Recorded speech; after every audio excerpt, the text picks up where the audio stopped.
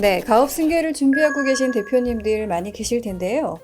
상속과 증여 어떤 것으로 승계하는 것이 더 유리한가요? 상속세와 증여세율은 똑같습니다. 하지만 상속세는 이제 사망을 하고 나서 내는 세금이고 증여세는 사전에 살아있을 때 10년에 한 번씩 증여세를 합산해서 받는 건데요.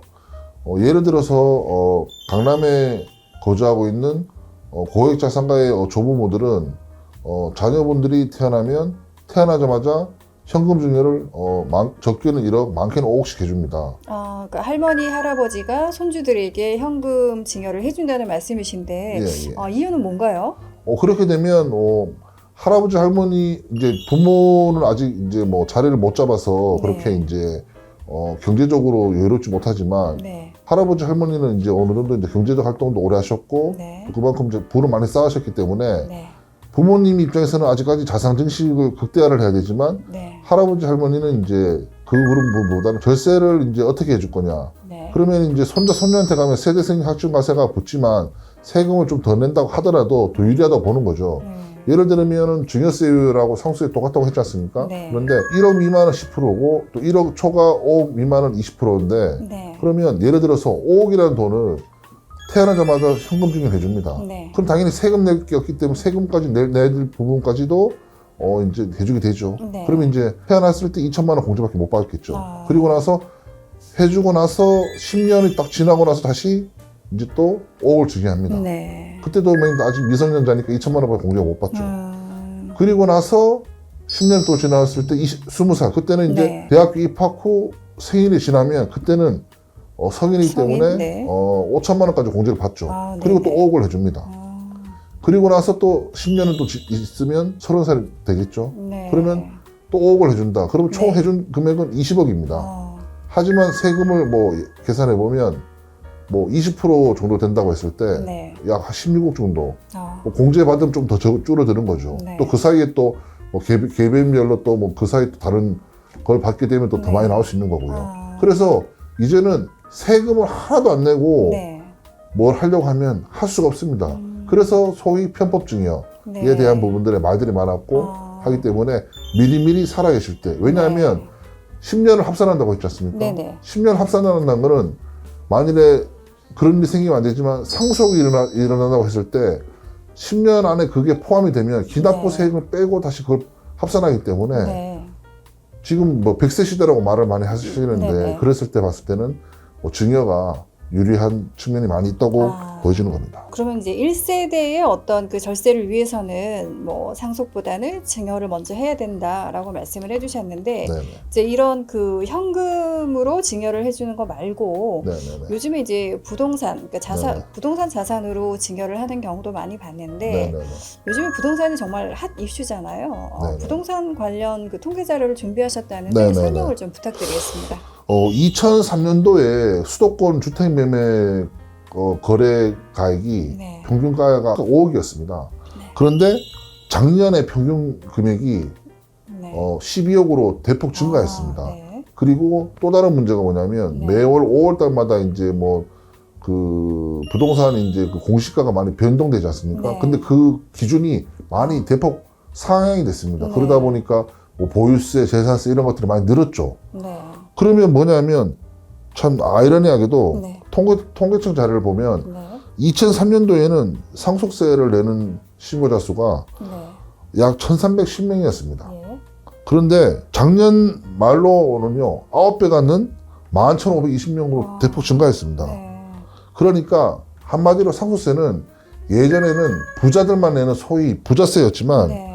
지금은 저희가 전국의 총 주택 수가 1,830만 호라고 합니다. 네. 근데 지금 공시가가 10억 이상인 그 비율이 25% 정도 된다고 하거든요. 네. 그러면 이제 포인트가 바뀐 겁니다. 네. 예전에는 뭐 돌아가시면은 당연히 상속세를 내는 부분에 네. 포인트였다면 지금은 네.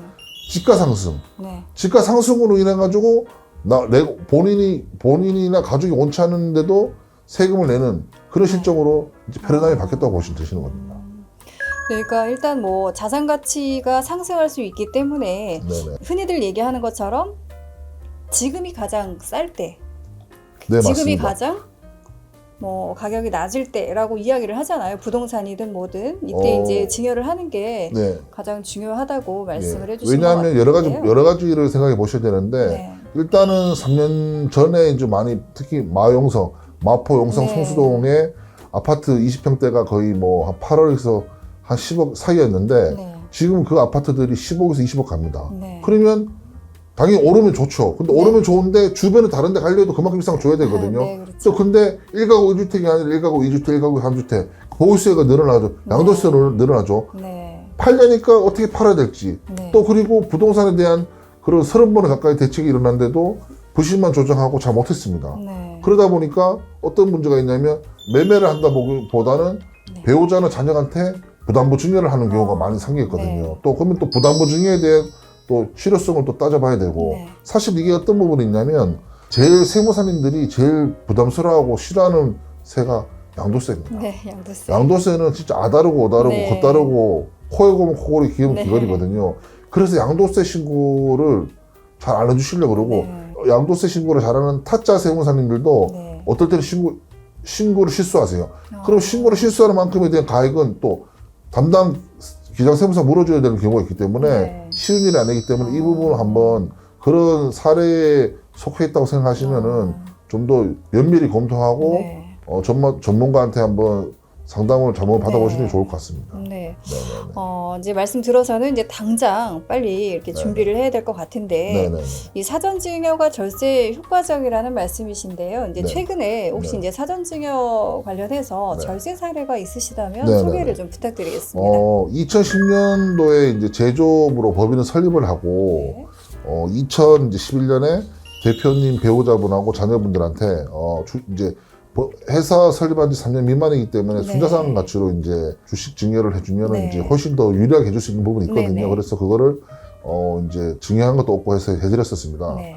그렇게 하고 이제 한 4, 5년 정도 가까이 이제 매출이 네. 계속 많이 점진적으로 증가를 하다가 네. 어느 순간 되니까 이게 자꾸 매출 증가도 더디고 네. 뭔가 이제 원청에서 요구하는 것들은 많은데 뭔가 네. 못 따라주는 아. 여러 가지로 이제 그런 동맥경화가 되는 네. 상황에 처해 있다가 네. 그래서 대표님이 고심한 거 뭐냐면 동종업계 유능한 핵심 인원을 스카우트해서 네. 네. 그 부분을 좀 타개하자. 아. 그런데 이 동종업계 핵심 인원을 데려오려니 연봉만 많이 주려니 네. 기존에 있는 직원들하고 또 이 형평성이 어긋날 것 네, 같고 그렇죠. 그렇다고 해서 아무것도 안 해주려니 올 마음이 없고 네. 그렇게 해서 했던 게 뭐냐면 핵심 인재들한테 주식을 주는 거였습니다. 주식을 줘서 네. 회사가 그만큼 너희들이 기여해서 이익이 많이 나면 네. 배당도 받아가고 네. 뭐 이런 취지로 해서 힘을 모아서 한 여러 명의 수명의 여러 명을 데려와서 이제 네. 운영을 했는데 아. 그렇게 해서 잘 됐었습니다. 네. 그런데 참 아이러니하게도 이런 말 있지 않습니까? 고용주와 근로자는 물과 기름의 관계다. 이 물과 기름의 관계라는 거는 네. 절대 이제 용화가 안 된다는 거죠. 네, 그렇죠. 그래서 회사가 성장을 잘하고 있다가 네. 이제 그 상장사도 아닌데 네. 매년 결산을 하고 나면 그 핵심 임원들이 이제 회사의 재무 구조가 어떻게 그런지 알지 않겠습니까? 네. 주주다 하다 보니까요. 네. 그러다 보니 자꾸 요구가 과해지는 겁니다. 아. 예, 전부 다. 네. 처음에는 월급 좀 더 올려달라, 뭐, 임원 시켜달라, 뭐, 이런 네. 것들이 요구하다 보니까 처음에는 해줬죠. 왜? 해줄 수 있는 상황이었는데. 근데 그 요구가 자꾸 늘어나니까 네. 또 이 형평성의 문제, 또 이게 공정한가? 이 문제가 쌓이다 보니까 또 결국에는 그분이 괴물이 이 정책적으로 내부 시스템이라는 이런 것들 또 그만큼 이제 유능한 직원이 들어옴으로 인해 가지고 네. 더 단단하게 만들어 놓고 그걸 했어야 네. 되는데 그 타이밍 놓치는 바람에 네. 결국에는 괴물을 만들어 놓게 된 거죠. 아. 게임으로 만들어 놓다 보니까 이제 이러지도 저러지도 못하는데 네. 결국 일단은 그 주식을 한 10% 정도 넘긴 부분에 대해서 이제 도화선이 된 겁니다. 아. 그래서 주식을 다시 사려고 하니까 네. 시가를 알게 된 거죠. 네, 그 그렇죠. 주주들은. 네. 시가를 뭡니까? 액면가 5천원 만 원이 아니라 네. 그 시점 시가 이익이 많이 나니까 그 주가가 한 40만 원에서 아. 45만 원 사이가 된 겁니다. 네. 그러면 액면가 만 원짜리를 45만 원 주고 네. 사라고 하니 아유. 자기는 양도세 충분히 낼 마음이 있다. 네. 예? 3억 초가 돼도. 네. 근데 대표님은 그 돈을 주고 사올 수 있는 상이 안 되니 네. 뭐 저가양도라든지 뭐 액면가 말도 안 되지만 얘기를 해보니 네. 뭐 택도 없는 얘기고 또 네. 돈을 그만큼 또 자금을 돌려서 할 수 없는 상황이라서 네. 네. 결국에는 뭐 기장세무사 통해 가지고 네.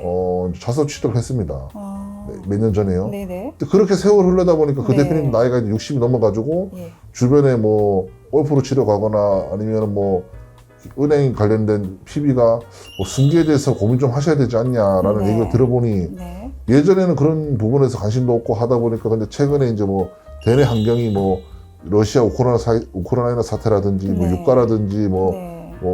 이런 원자재 값도 폭등하고 환율이라든지 뭐 이슈가 안 좋다 보니 아. 뭔가 좀 타겟책을 생각해야 되지 않냐 네. 하는 차원에서 보는 찰나에 네. 상담을 받아보니 네.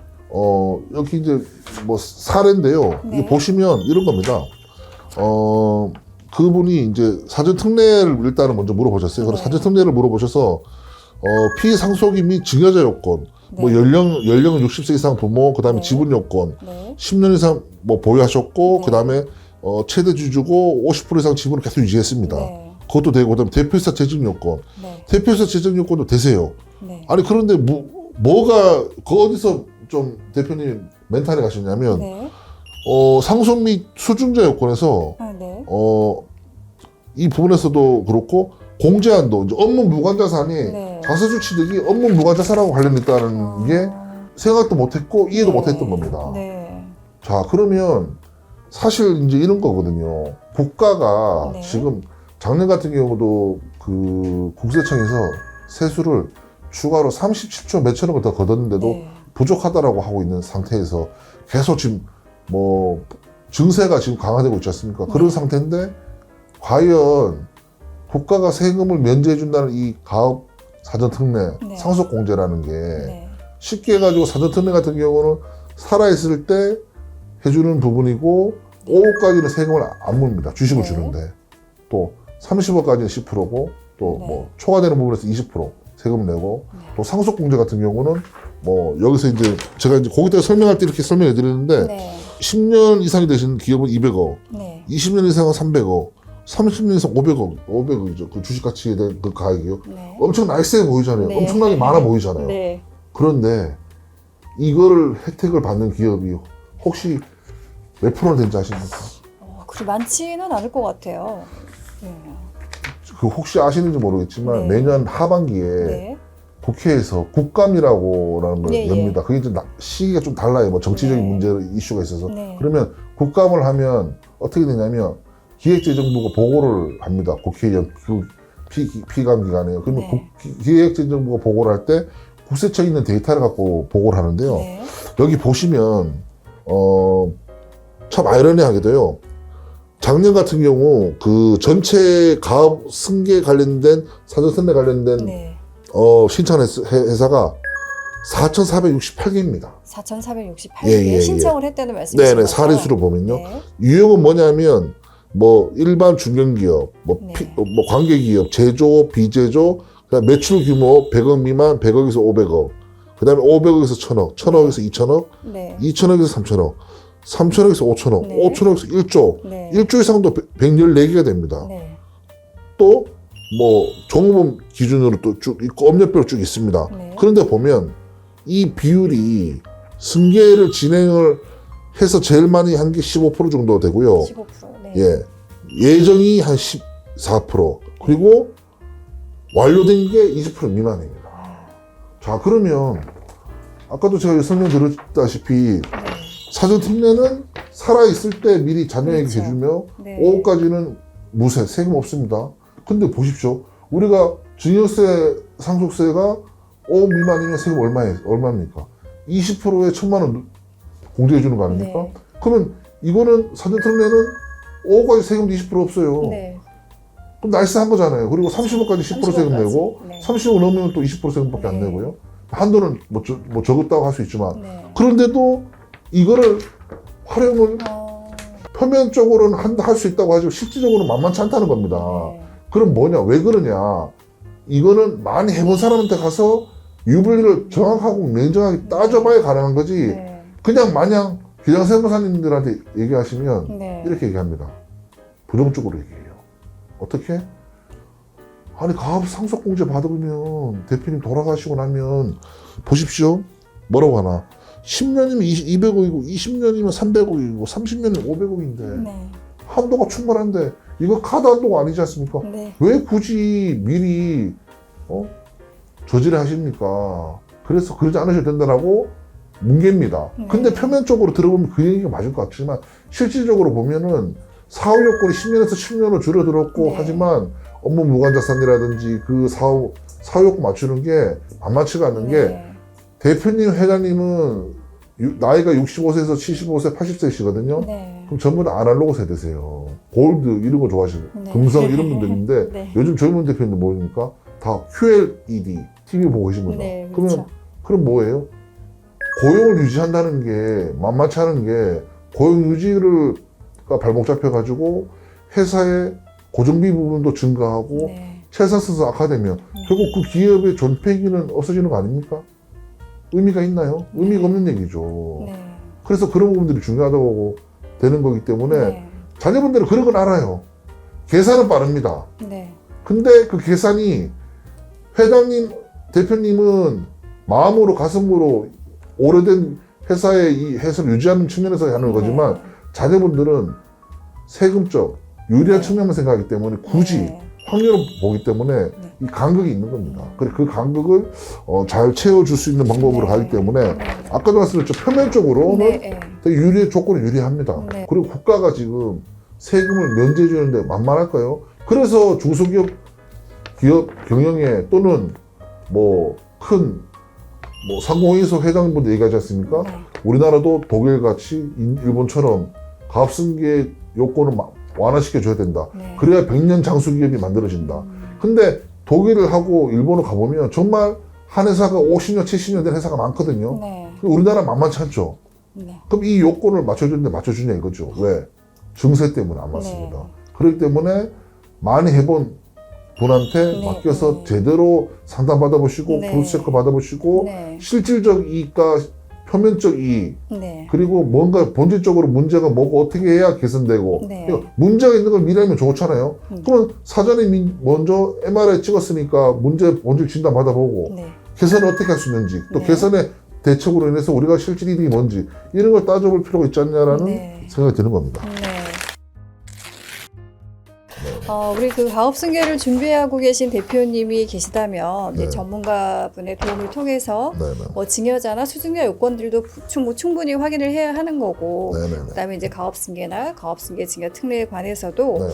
이제 이 전문가분을 통해서 충분한 검토 후에 이제 준비를 빨리 아까 네. 말씀하셨던 것처럼 해두는 것이 중요하지 않나 싶습니다. 오늘 도움 말씀 감사드리고요. 다음번에는 더 좋은 내용으로 다시 찾아뵙는 걸로 하겠습니다. 네, 감사합니다. 예, 감사합니다.